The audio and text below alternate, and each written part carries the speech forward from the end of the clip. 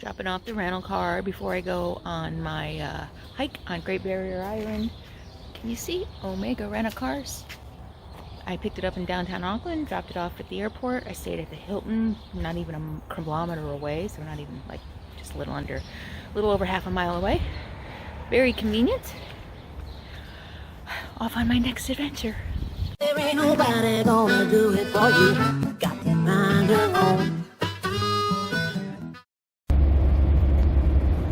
Another shuttle ride to the airport. This trip should be subtitled Planes, Trains, and Automobiles. There's a lot of them. Okay, stored my carry-on in here. A little nervous. Little nervous about leaving it here in the airport for 5 days. It'll be good. A lot of traveling is just waiting around, especially when you're traveling like this. So I think I have about an hour and a half to kill before my flight. Not a big deal. I'll get some reading done.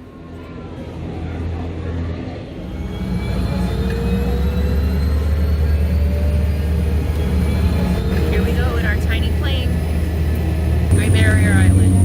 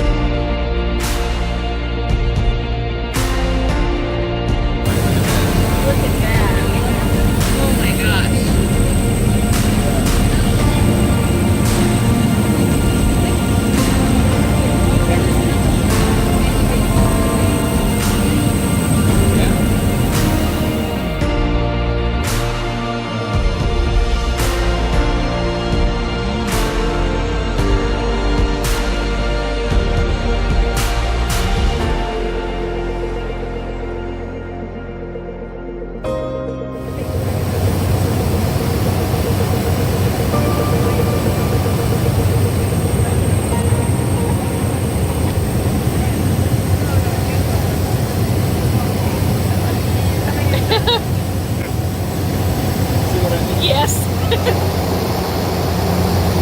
It's softer. Oh, you're probably right, yep. Oh, this is gonna be fun.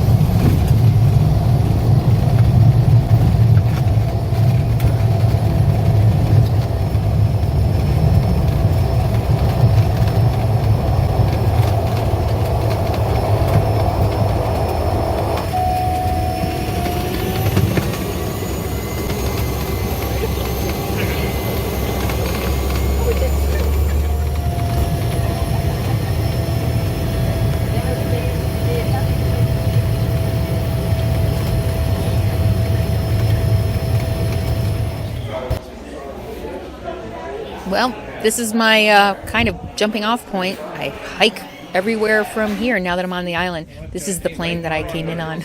It's fun to see it take off again.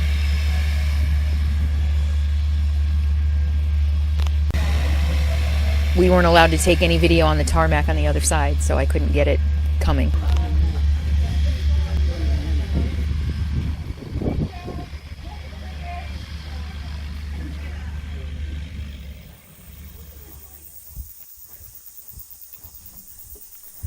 All right, so I wrapped up at the visitor center and got the lay of the land, and now I'm just going to walk out to the main road and hitch a ride.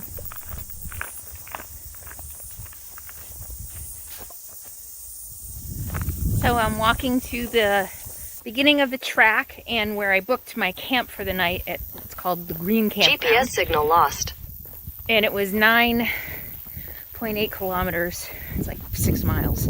And I asked at the airport information center, she said she might be able to find me a ride. I thought there would be more options here, and there are, but it would be like $45 in New Zealand, which is probably like 25 or 30 American. And that's fine. I'm here for an adventure. I'm here for hiking. And everything I read and everything they said there said that hitchhiking should be pretty easy. I've already gotten one ride, maybe a kilometer or two. And so here I am, just walking an island road in New Zealand. Not a lot of traffic this way. A lot coming from the other way. It's Sunday. It's a 3-day weekend in the North Island, though. Auckland anniversary. It's a little warm, a little humid, but the breeze is cool. Cool ocean breeze. Ooh, let's see if I can get a ride.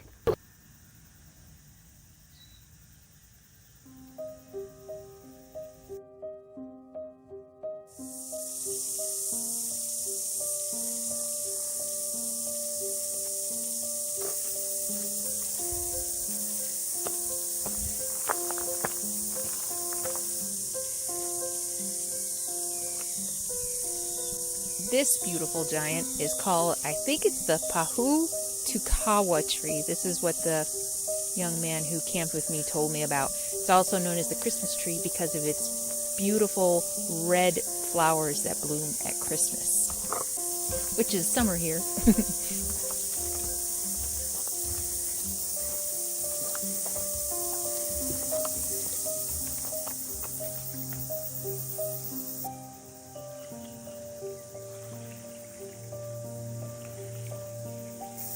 It's beautiful. It's beautiful.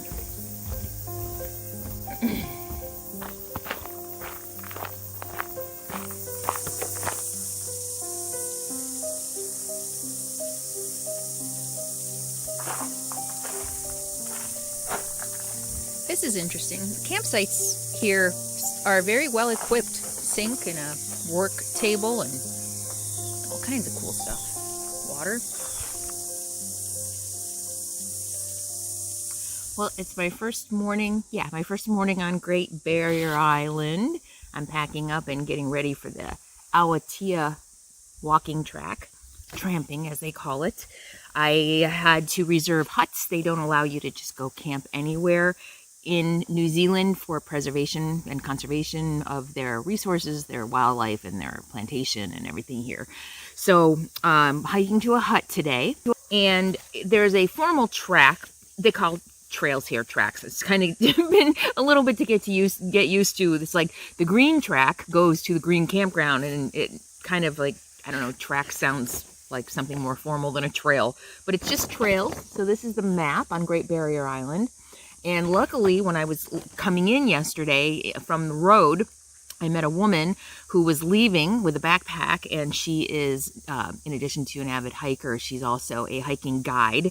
And she recommended some alternate tracks that are better than the Aotea Track. So the Aotea Track is mostly on a forest road, and she pointed out some alternate tracks that go off the forest road, and she said they're so much prettier.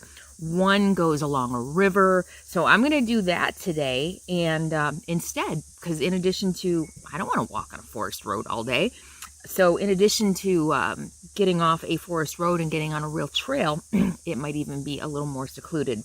So I'm going to Kaiaraara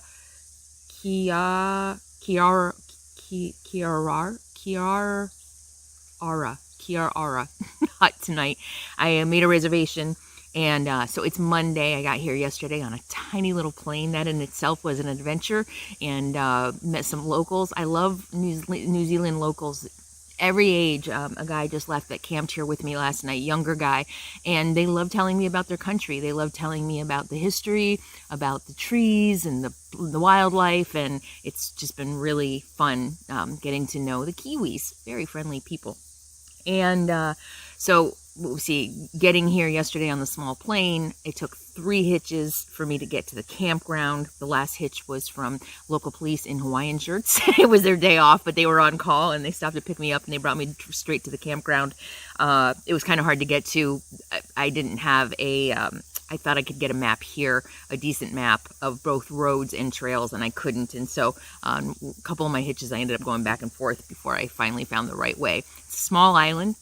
There are only about 900 residents, and it is completely off-grid. It's a dark sky sanctuary place. I don't know, island. I think it's like one of the only islands that's dark sky sanctuary. So because it's off-grid, there's very little light pollution. Literally every house here has to provide for their own power, their own sewage, septic, and their own water. So there's no running water, there's no power. It's this whole island. I'm like, oh my gosh, I found paradise. I want to live here.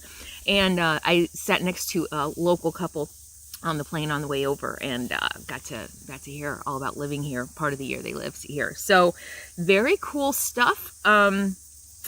Making I can't fly with fuel for my stove, and so I meant to stop at the general store on the way in, but I was so worried about finding where I was going that I totally forgot. So I'm drinking cold brew coffee, and it's actually really good. I just dumped some grounds in water in my pot last night and let them sit overnight, and now I'm straining them through a coffee filter, and it's very good. Yum. And packing up, getting ready to hit the trail. The huts have cooking. They have gas, so I don't have to worry about it once I get to the hut. But this is my kind of first night getting here. I'm just staying at a campground. So, all right, I'm getting ready to hit the trail, finish packing up. The tide came in last night, came pretty close to my tent down there. I don't know if you can see. It's pretty. Bugs are bad this morning. The sandflies are really bad. I had to put on my long pants. It's the first time they've really bothered me. There we go. The green campground. I did have to call and reserve. Everything here you have to call and reserve and pay online. It's a little bit of an inconvenience, I'm going to be honest with you. I did that talk about personal freedom, and what I'm finding interesting is that there doesn't seem to be any allotment for spontaneity. Everything has to be planned. I have no internet signal here. I have no cell signal. I have no internet signal. So if I just came to the island and knew I was going to do the track for 2 nights and just kind of wanted to figure out stuff out as I go, how do you do that? I'm going to find that out, because I can't imagine that the entire country of New Zealand doesn't allow for spontaneity. That everything has to be planned ahead. They don't seem that type of people to me, and maybe they are. Maybe they're just better at planning ahead than I am.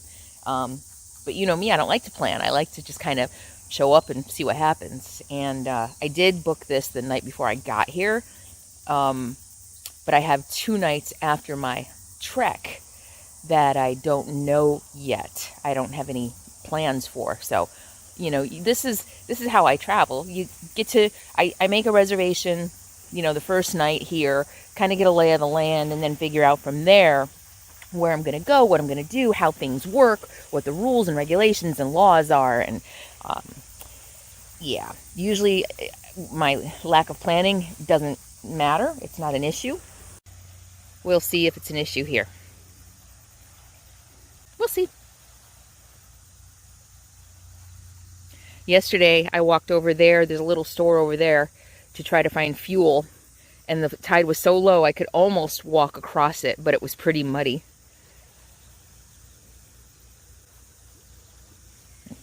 See that over there? All right, I need to hit the trail.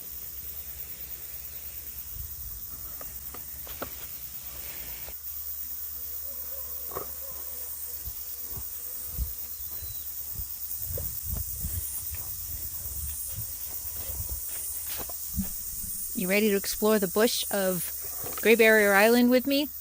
So also some other facts about Great Barrier Island. It's just 100 kilometers or 62 miles from Auckland.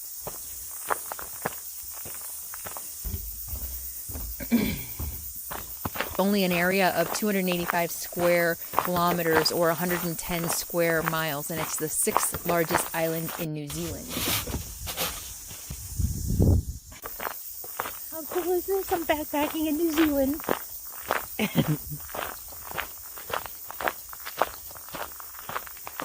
So pretty, and it reminds me a little bit of the South in the U.S. This sound reminds me a little bit of the cicadas. A little bit. I don't know if they are cicadas or not. I'm not sure if they have cicadas here. Could just be crickets. I don't know. Beautiful morning for a hike. So I'm going to be walking on the tram track for a little while. And it was a brief spurt of activity between 1909 and 1914 when a large timber mill operated in Wangaparaoa, exporting timber around the world. A town of 200 people grew up around the mill, which is along this trail. At the end of this trail, I'm not going to go there.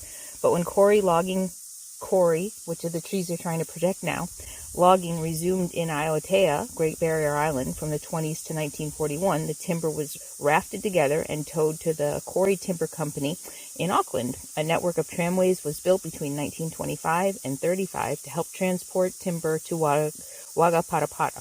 The tramways were dismantled in 1940s to 1950s.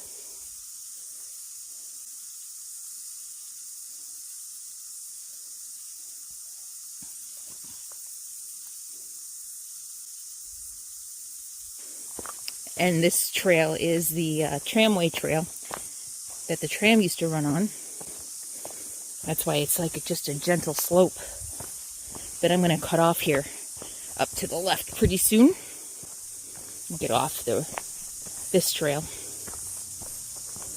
So while there are wild cats, dogs, feral pigs, black rats, and Polynesian rats, including mice, are present on the island, there are no known populations of possums, weasels, stoats, ferrets, hedgehogs, brown rats, or deer.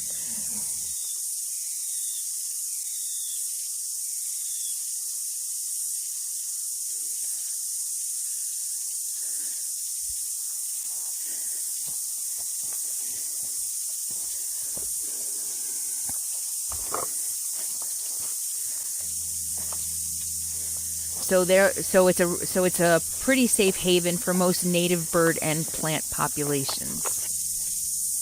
Feral goats were eradicated in 2006. Never heard of a feral goat. Okay, I'm tired already. I haven't gone a mile. How quickly I get out of shape. And my pack is super heavy. Probably 45 or 50 pounds. And I have no trekking poles. I didn't bring my trekking poles because I figured they'd be difficult to travel with. It does make hiking harder. Even though on the PCT I did get sick of swinging my trekking poles mile after mile after mile, but they do make things easier. Especially going uphill. Woo-hoo. Hiking New Zealand. You notice anything? No switchbacks. Nope. Straight up. This is steep too. Can you see? Where am I? There we go. That's steep. I'm almost there.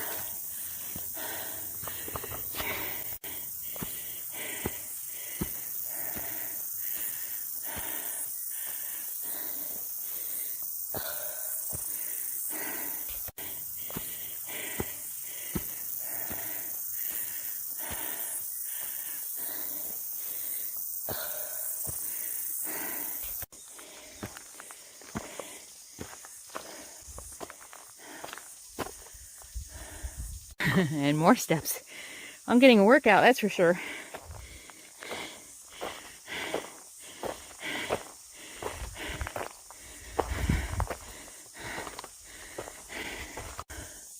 I never thought I'd say this, but I think I miss switchbacks. Yeah, at least I'm working off all the junk food I've been eating the last few days. Yeah.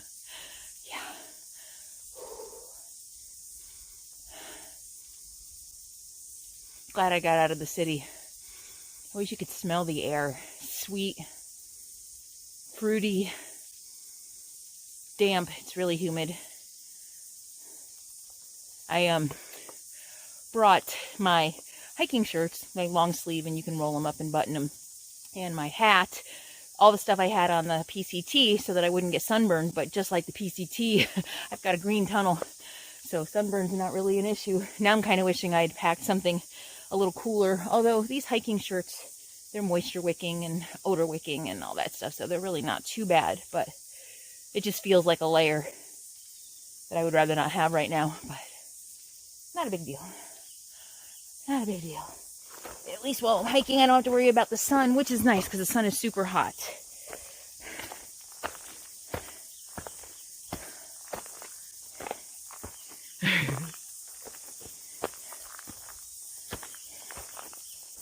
Not for the faint of heart. It's been a rough... Oh my God, there's more. Yeah, boy, straight up too. No switchbacks. Awesome. I bet there's a great view at the top. I heard there's a lookout. If it was easy, everybody would do it, right? That's what I tell myself when it hurts. If it was easy, everybody would do it. Oh.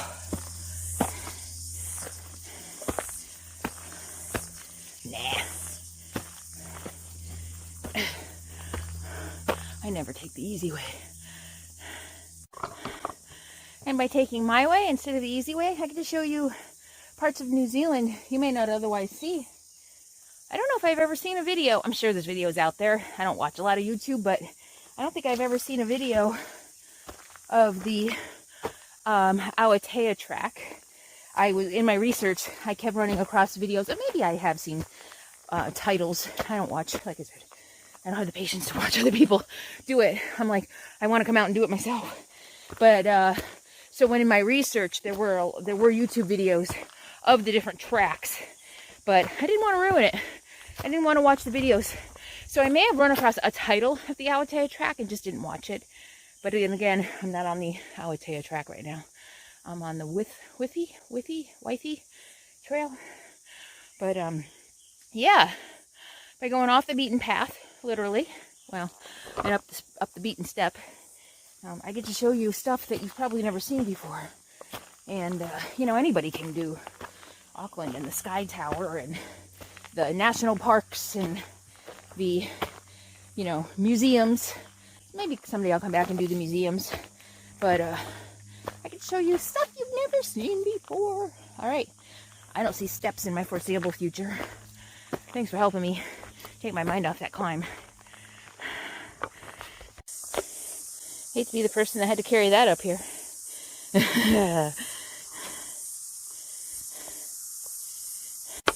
There are horses on the island, so maybe back in the day when they were building, they used horses. Hey, hey, hey girl, look at that. Have I reached the summit? Perhaps I have. I might need a snack. My stomach's growling. Oh boy, what goes up must come down. Oh, and there's a nice breeze. I must be on the ocean side now. Yes. Now this is hiking. I have to watch every step, literally. Because if I slip, if I twist an ankle, I don't want to be airlifted out of here. I don't have to hit the button on my SOS. So this really is,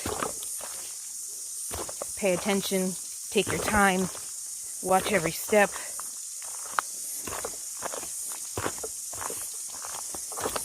So that you don't get injured. This is how you hike solo. Be aware of your surroundings. Being the ground right now. Take your time. And do your best to prevent injury.